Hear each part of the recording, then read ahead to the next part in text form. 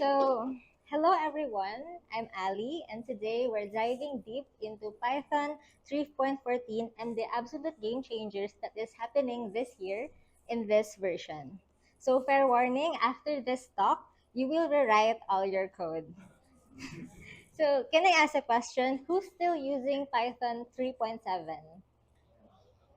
No one, right? Because it's already dead. It already reached its EOL or end of life 3 years ago.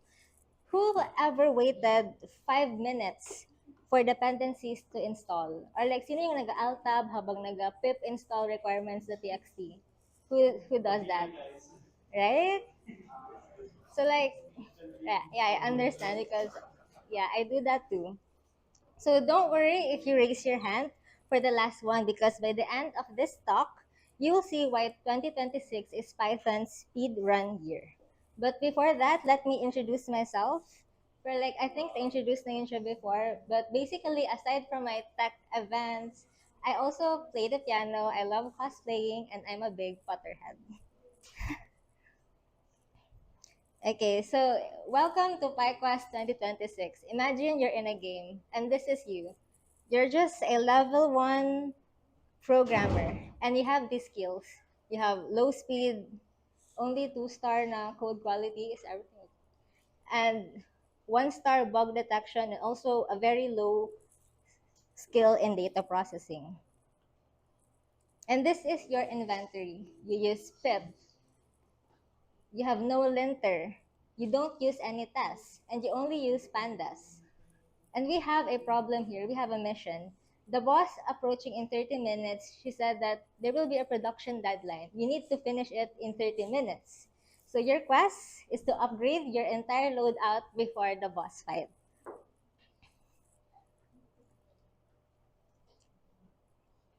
So by the end of this talk, you'll have legendary weapons. So first is that Python 3.14 brings four major improvements. First is the JIT compiler, where code runs faster automatically. You will Python 3.14 has improved error messages. You will also have 10 to 15% boosts in performance. And lastly is the better typing feature, where type hints keep getting smarter. So in Python 3.14, we have better error message. So nakita niya here sa example, name Alice, print name dot append. So like, may ano 'di ba? Typo, 3 appends. So in this old Python version, sabi niya na string object has no attribute append. But in the new Python version, it will say na string object has no attribute append, and it will suggest, did you mean append like two letters lang na P? So in Python 3.14, it will say what you have to do instead of just a grumpy compiler telling you na wrong yung ginawa mo na code. Next is let's move on to the three major fast stacks. It's the UV, the rough, and the TY. So in these tools are all built with Rust. So all are insanely fast, and we're talking 10 to 100 times faster than traditional tools. So let me introduce to you these three. So first is UV. It basically installs packages 10 to 100 times faster than pip. It manages virtual environments, and it handles multiple Python versions. So for example here, ang paggawa ng venv or virtual environment is python-m vnv.vnv. So UV, ganito na lang, UV venv. And then for installing pip install request numpy, it will take around more than 45 seconds. While if you use UV pip install request numpy and pandas, it will just take around 3 seconds. But don't worry, we will have a short workshop later. So makita niyo talaga ang improvements ng UV kaysa pip. Next is rough. Rough basically lints your code. It finds issue. Next is it formats your code. It makes your code prettier, and it runs in milliseconds. So nakita niyo dito sa example ng rough, first is it imports lists. It has a lot of imports. It uses unused variables like x equals 10, pero di naman siya gagamitin. So when we apply rough to this code, it will improve the code greatly since, for example, it will add spaces if dikit-dikit siya, and then it will use f strings and it will remove this import from typing import list since Python now use the small letter list. So that's rough. And the next tool is TY. So TY, it checks type hints super fast. It catches bugs before runtime, and it has greater error message than MyPy, and it has an incremental checking. So pwede ang kanyang i-check lang is yung existing file, not all the files, so it won't take much time. So for example here, i-greet niya yung name, hello name, tapos ang greet dito is integer 42, di ba error? So like, TY will tell you, it will tell you na expected string you got, it should be int. I mean, expected string dapat hindi int. So, yun lang, if nakita na, na-change niya na siya, TY can really help you to know if ano yung mali sa code. So in the next part, we will talk about testing and automation. So, have you ever pushed a code at 5 p.m. on a Friday only to realize you accidentally broke everything? So, right? Yeah. So we've all been there, standing in the wreckage of a failed deployment, accidentally pushing secrets or .env. I hope you haven't. But in Python 3.14, we don't just hope that our code works because we have these tools. First is PyTest. So it is the standard for Python testing. It has a simple, powerful syntax, and it's great for plugins ecosystem. So para makagawa ka ng mga PyTest, mag-add ka lang ng test underscore. Like for example, def test addition, assert 2 plus 2 equals 4, and that's it. So like, PyTest will confirm if tama yung mga testings mo. It will just say na all pass. Lastly, the pre-commit. So pre-commit is, wait, it's the industry standard, a framework for managing and maintaining multi-language pre-commit hooks. It automatically runs checks like linting and testing every time you attempt a git commit. So it can help you prevent broken code from entering the repository. So sa pre-commit, i-run mo lang ito before ka mag-auto-run na siya before ka mag-git commit. And for the tox or nox, it tests across Python versions such as Python 3.10, 3.11, 3.12. So don't worry, guys, because later we will have a workshop and you will try these. Next is the MKDocs. It's basically a markdown-based documentation, but what's really amazing about it is because it has a static site generator. So like, nakatry na kayo, di ba, na if i-run nyo yung docs, magawa siya ng auto website. Like, i-type nyo na to mkdocserve and lahat ng docs nyo, ma-run siya in the website. So you will just launch 127.0.0.1.8000. Okay, and moving on from all these tech tools, we have PEP. We have PEP 723, PEP 735, and PEP 668. But does anyone know what a PEP is? Oh, some notes.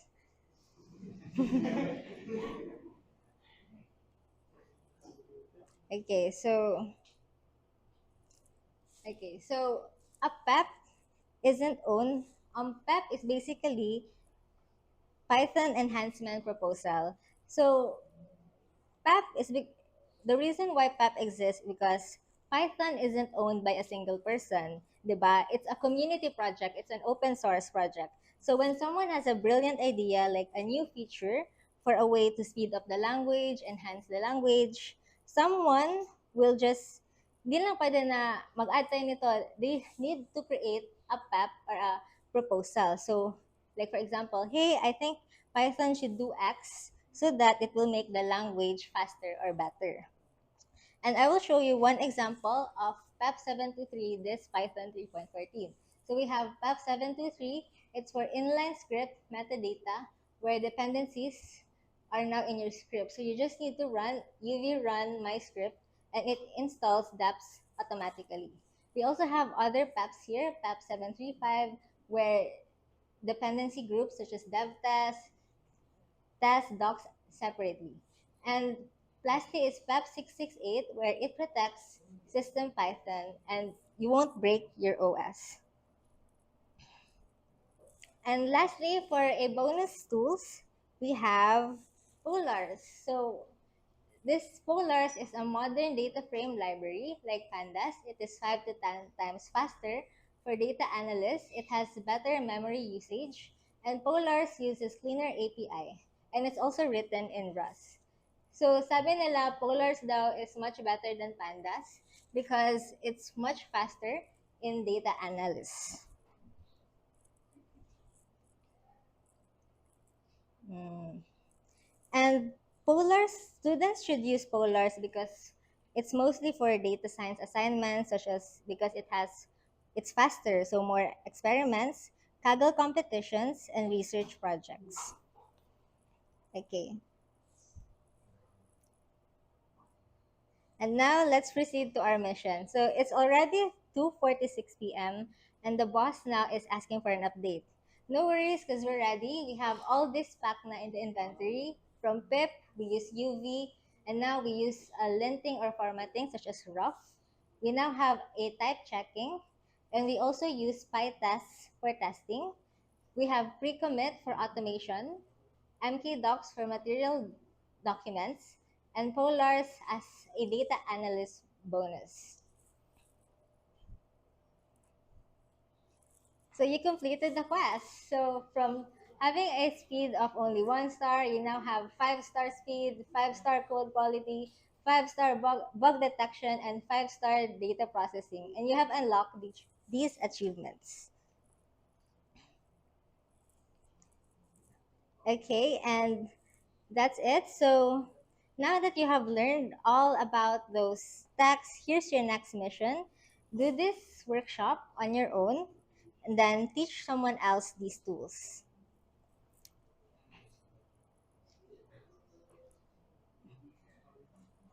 Okay.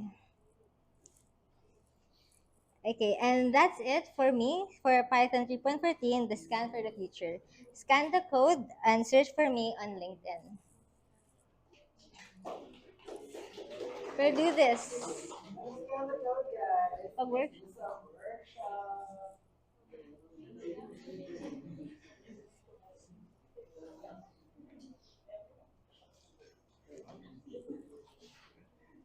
Nakashort na lagi sa top.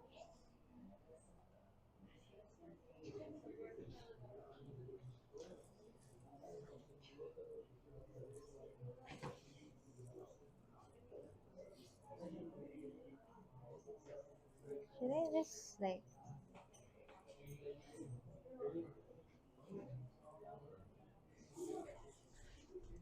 I think not everyone. Mag-workshop ako or mag-code ako sa front. Pwede lang. Mag-code na lang. Ay, mag-sit na lang ako.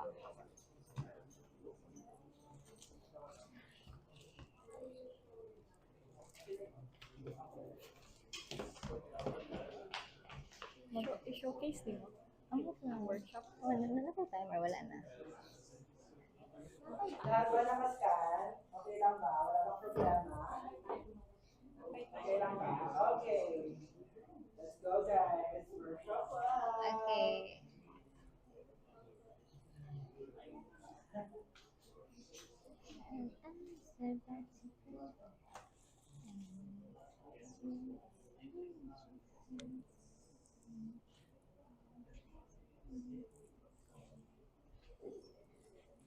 I'm feeling an 25 minutes. Tapay 25 minutes. Ano yan?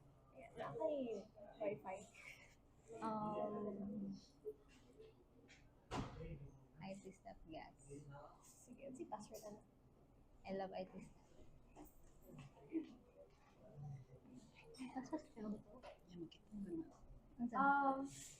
If mag-connect mo sa Wi-Fi guys is short lang tong IT step na guest tapos ang password kay password I love IT stuff. ay lang.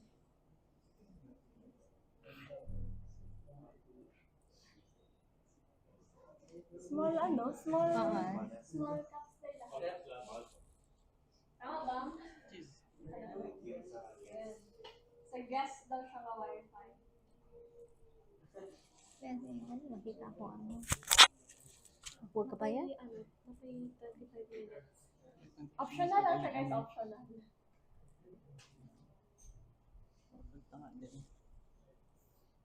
Na. Okay lang. Keep ko. Then around, mag-start ka na. Okay na. Showcase ni mo. Hihikit na ako eh. Mag-start ka kaya na. Or pwede na mag-start. Short focus na nakakanta. Yeah, pwede kang mag-talk about this. And then, na-optional lang. Na-access man nila nila. Mm-mm. Okay, okay. Okay. Sa mirror siya ha. Oo, ganun.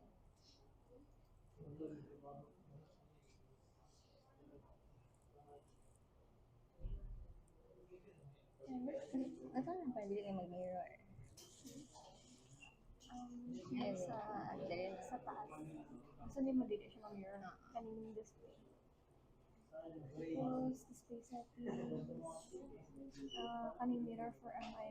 Stock mirroring. Tapos, i-click niyo siya. Kaning main display. Extend the display. Wait. Yeah. Or, Okay. So, mo na nasa ano. ano ang nasa? Dili ko makatype diri. Balik mo sa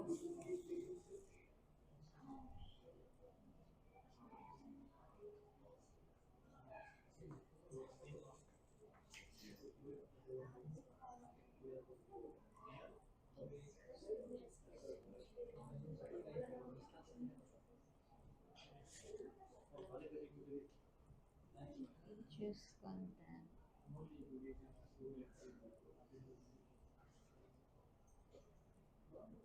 naka yung specific window na gusto i-show. Open sa cursor. Ay, wait lang. Open sa cursor. Cancel na lang sa siya. Okay, cancel na sa lang. Ay. File, new window.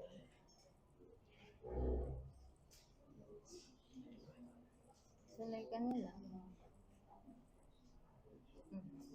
Mirror lang siya. Sana kung gusto makita lang. Okay. Here's choose content. Ma-extend siya. Yeah, extend.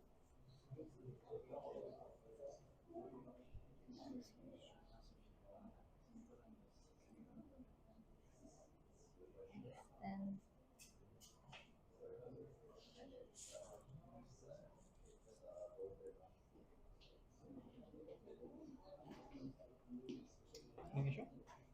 Pwede mo i-change.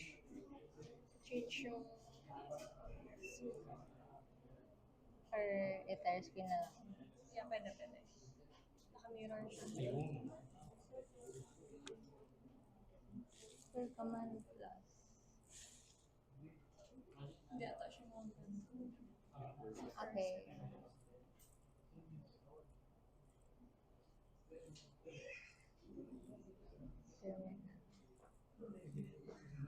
Kuya, mag-speak ako or like Pwede mo workshop lang. or something. Okay.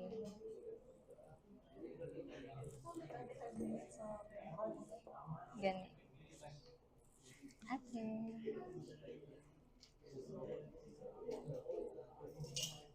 Kaya ano gawin? Pwede siya ma-zoom. Yeah, okay na.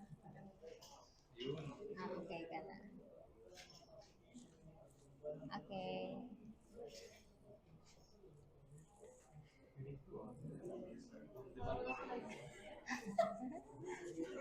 Siya ka Ano? Okay. Chisha, go.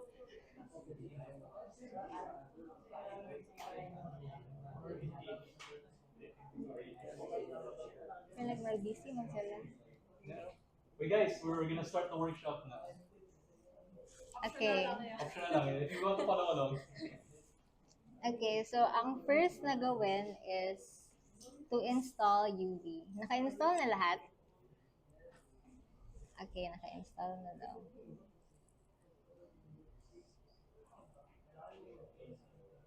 Diba? So fast lang niya ma-install. And then, let's verify if it actually works. So yeah, we have here UV 0.9.28. Next is to create our folder.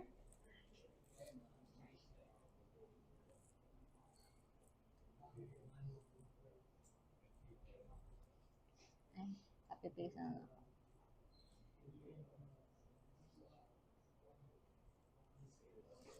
So yeah, we created this folder called Sales Analyzer 2026.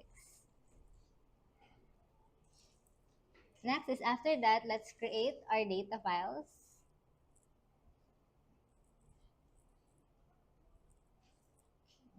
Open project.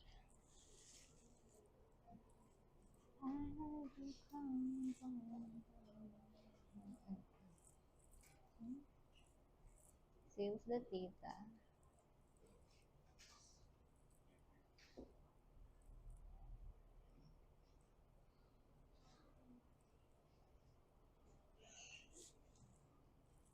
Next, let's write our main code, the analyzer.py.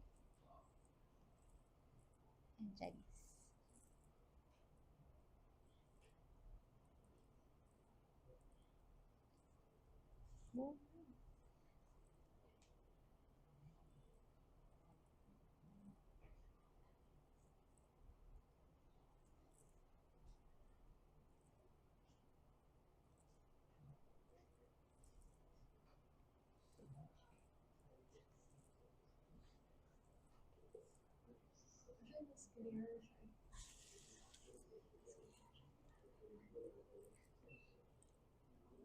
Next is we will create our virtual environment.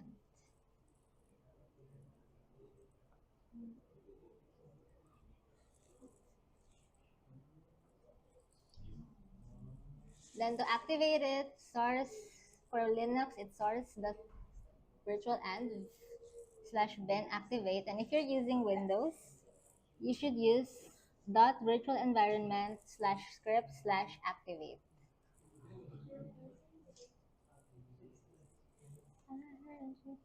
So now we're inside the virtual environment of Sales Analyzer. Next is we will install all these tools at once.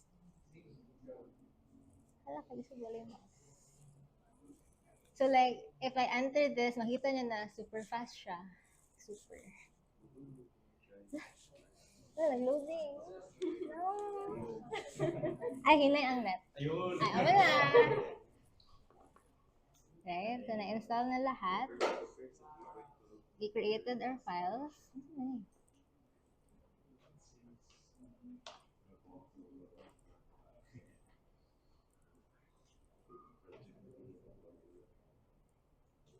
Then let's try to run our code.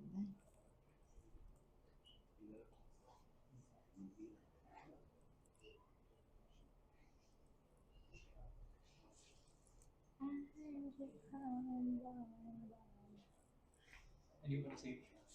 Ay, okay.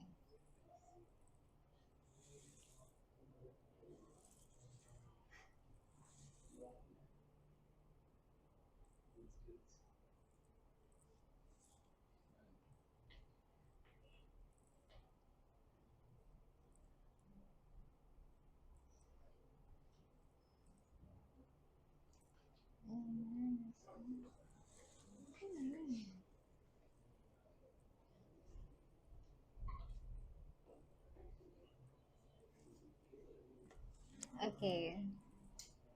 So after running this, makita nyo yung summary ng sales. Like, what? We have the product, laptop monitor, the total sales, the average sales, and the number of transactions. But like, it's really amazing na mabilis na masyado na download lahat if compared na nag-pip install ka if you're using UV.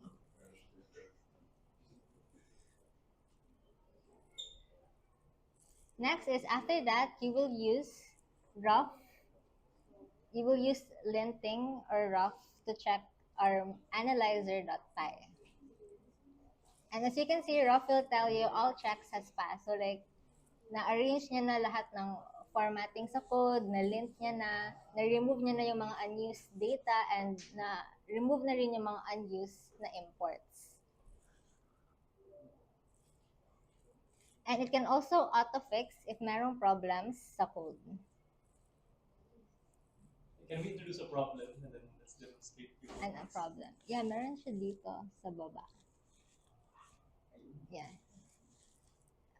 So let's also try TY type checker. And yeah, as you can see, check niya if may problem sa code, may mali na spacings and such.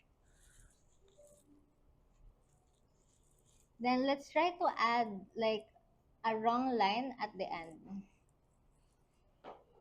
At the end of the main function.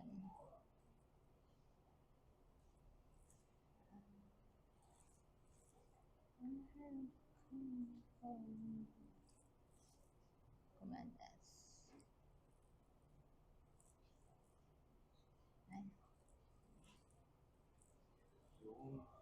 So yeah, when we add this wrong variable, it will say na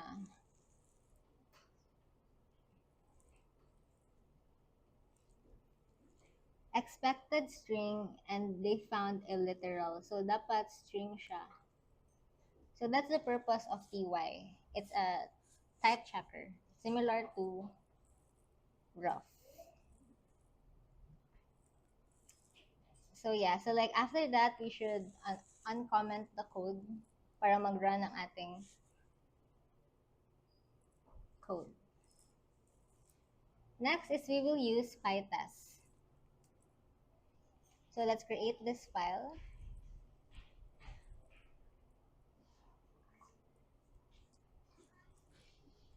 And let's copy the code.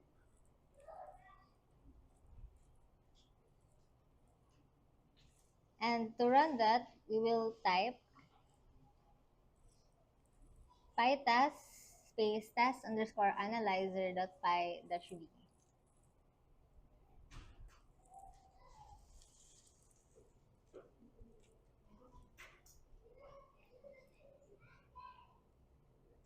And yeah, makita nyo dito na may mga errors sa code. And PyTest will help us determine if which yun siya.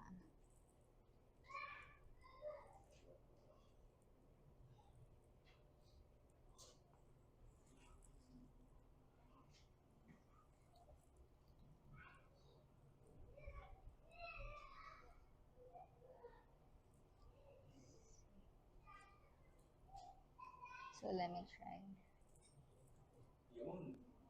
So like after fixing the code, it will say na pass load data, ang pag-task sa calculate total sales, pass.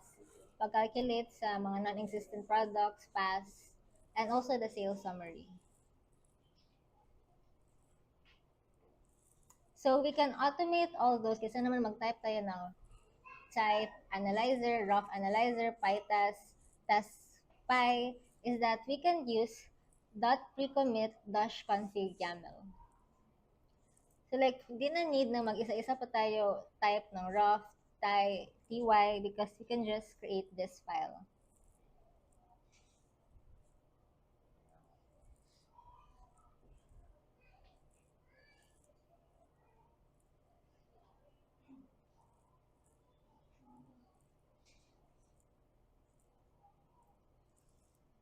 So yeah, makita dito na meron ng rough linter, rough formatter, type checker using TY, and also PyTest.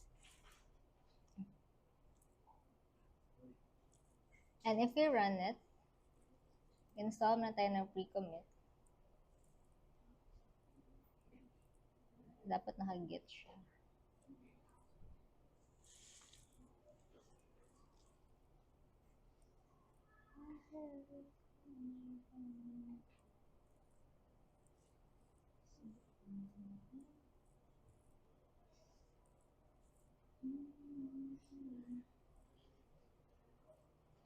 So when we run all, makita sa pre-commit na rough linter, na-skip na siya since no files to check na, and nakita na sa PyTest na nag-pass na siya.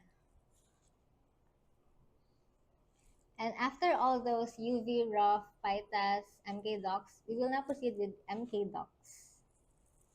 So ito yung sinasabi ko na mag-create siya ng website to showcase your docs.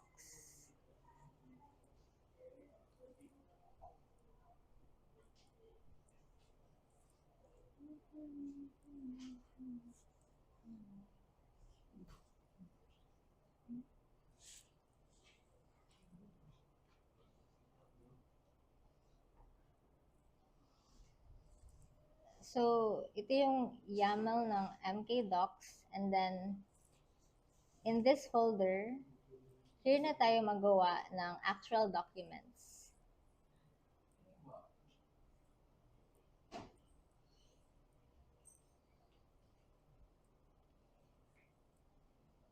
We have index,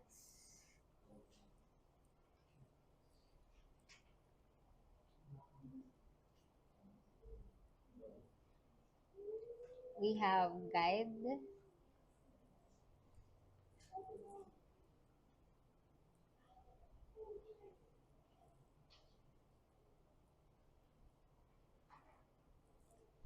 and we also have API.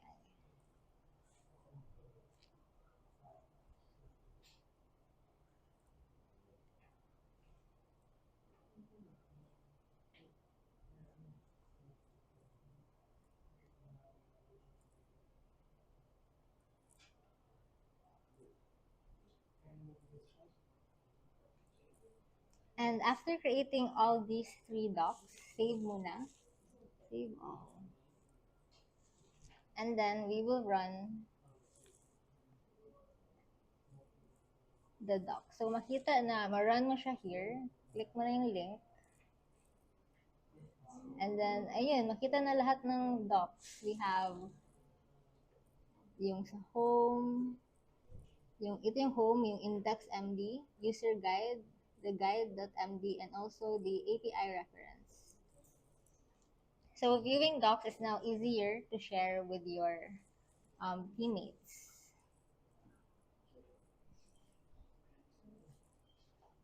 And so that's it. So you've successfully used all the 7 tools from the 2026 tasks: the UV, the polars, the rough, the TY, the PyTest, the pre-commit, and also the MKDocs materials. And for your next steps, I encourage you to try all these new tech stacks, add more data, add new features, write more tasks, deploy your docs, and share it and push your project to GitHub to show it off in your portfolio.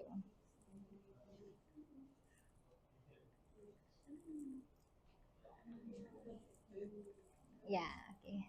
So that's it for me. Thank you so much, guys, for listening.